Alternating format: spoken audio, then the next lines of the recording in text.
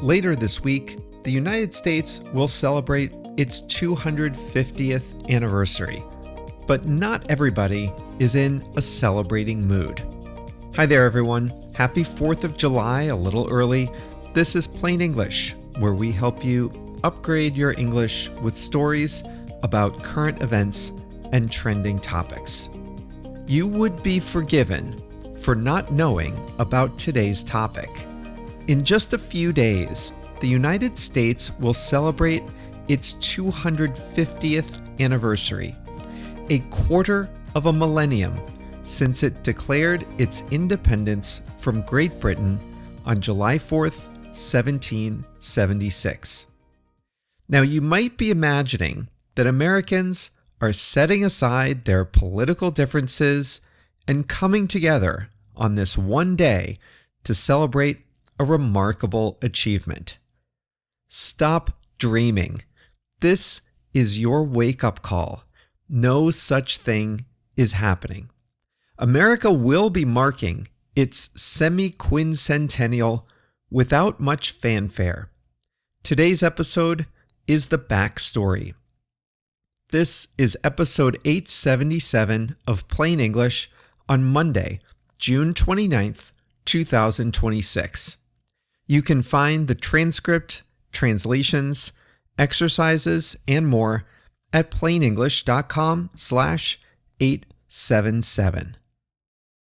Listen up if you speak Spanish, Portuguese, Chinese, German, French, Italian, Japanese, Polish, or Turkish. One of the most frustrating things about listening and reading in a second language is being confused by unfamiliar words or phrases. When you listen to Plain English, or when you read the transcript, you probably encounter some words you don't know. When that happens, you have a few options. You can stop the audio, go look up the definition, then return to the episode, find your place, and press play again, but that's exhausting. Or you can just skip it and be confused. That's no fun either. But what if you could see the translation of the word into your language instantly without having to stop the audio, without having to look anything up? Well, you can at plainenglish.com. For each episode, we translate about 100 words and phrases from English to 9 languages: Spanish, Portuguese, Chinese, German, French, Italian, Japanese, Polish, and Turkish. And we highlight those words in blue. All you have to do is hover your mouse over the highlighted word, and you'll see the translation instantly. It works great on mobile too. It really makes listening a lot more satisfying, and it's a great way to expand your vocabulary in English. The best way to see these translations is to sign up for a free 14-day trial at plainenglish.com. During your trial, you can read as many transcripts as you like, all with the translations into your language. So sign up for your free trial today at plainenglish.com.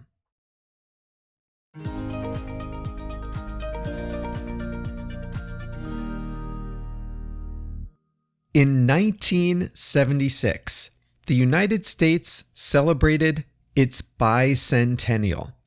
200 years had passed since its declaration of independence from Great Britain on July 4th, 1776. A nationwide burst of patriotic pride marked the occasion. The bicentennial logo was everywhere.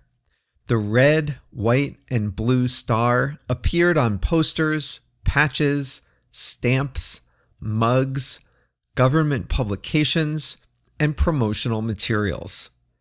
NASA put the logo on a spacecraft it sent to Mars. The U.S. Mint produced bicentennial quarters, which quickly became one of the most circulated commemorative coins in the nation's rich numismatic history.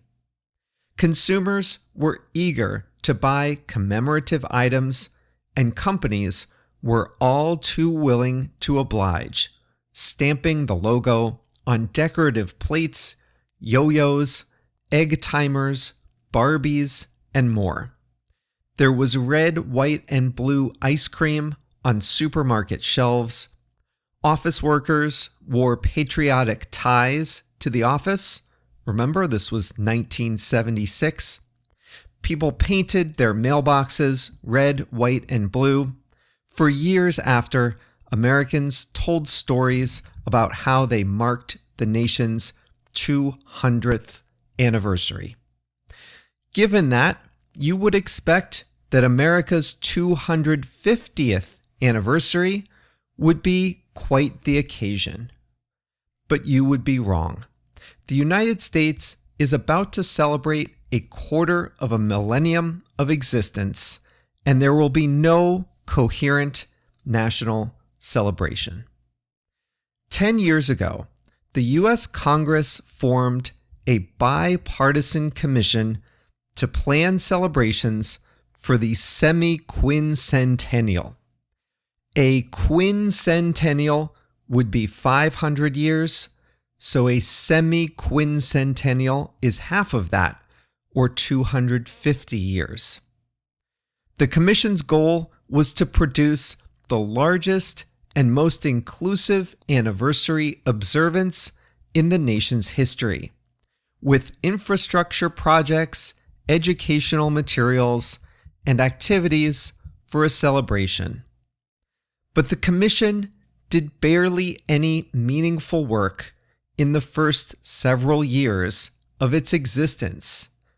It produced a mascot and a logo. The mascot is a yellow star with a face. The logo is just the number 250 in red, white, and blue. Neither is recognizable in public as the anniversary approaches. Organizers hoped for a nationwide train tour highlighting the importance of railroading in American history, but they ran out of time and had to cancel it.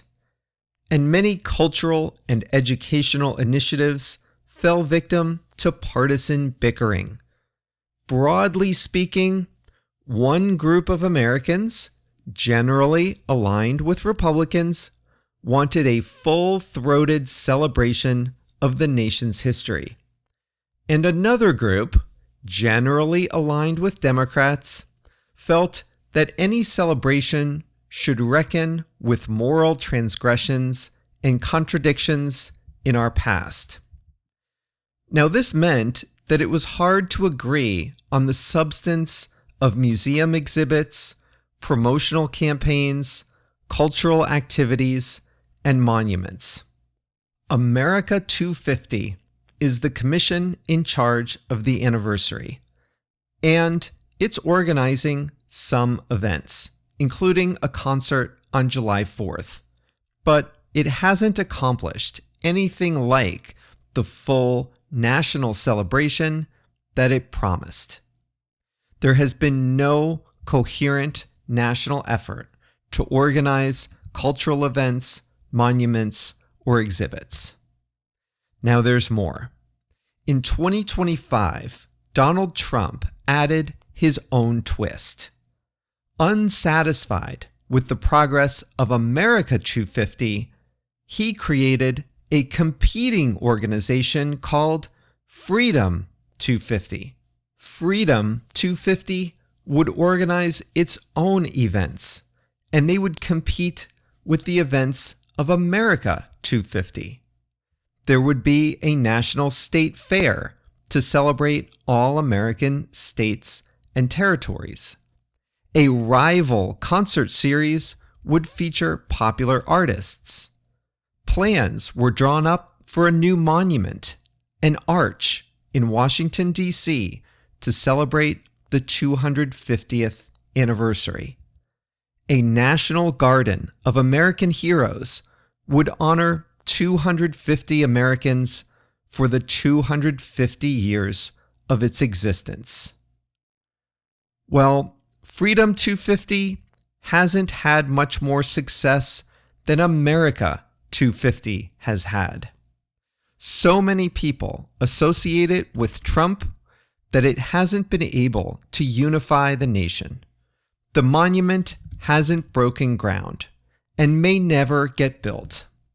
The National Garden of American Heroes is also delayed. The concert series was canceled after almost every artist backed out. Several states have declined to participate in the National Fair.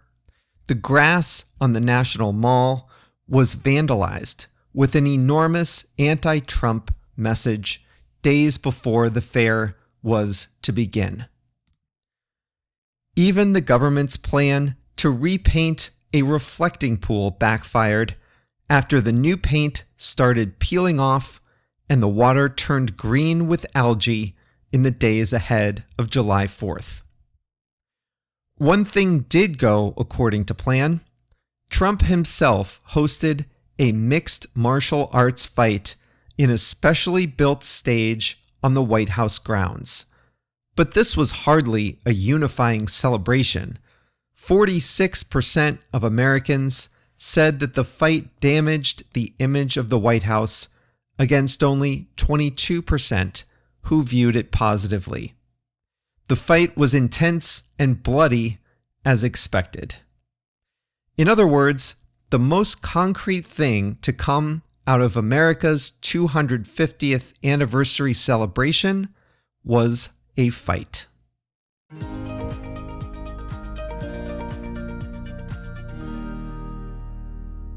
I walked into my gym in the middle of June, just weeks before the July 4th holiday, and I saw an enormous banner celebrating the 250th. Now, before you ask, it did not include the smiling star logo. And I was just shocked. This was genuinely the first celebration I had seen in any public place. And it came just 3 weeks before the actual date, the actual anniversary.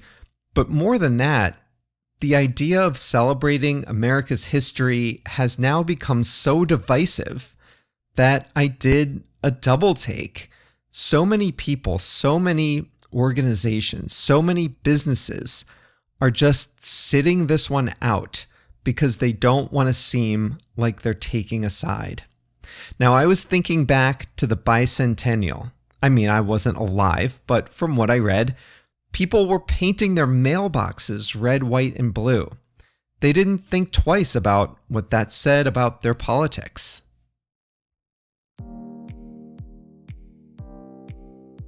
Well, I was trying to write a much more positive version of this episode, but unfortunately, I just couldn't. JR lives in the United States and he is from Mexico. I asked him if he knew that the US was going to celebrate its 250th anniversary. And 2 weeks before July 4th, he said he was hearing about it for the first time from me. I think that says it all. Anyway, that's all for us today. This was episode 877 of Plain English, so you can find the full story at plainenglish.com/877. See you Monday for a new story.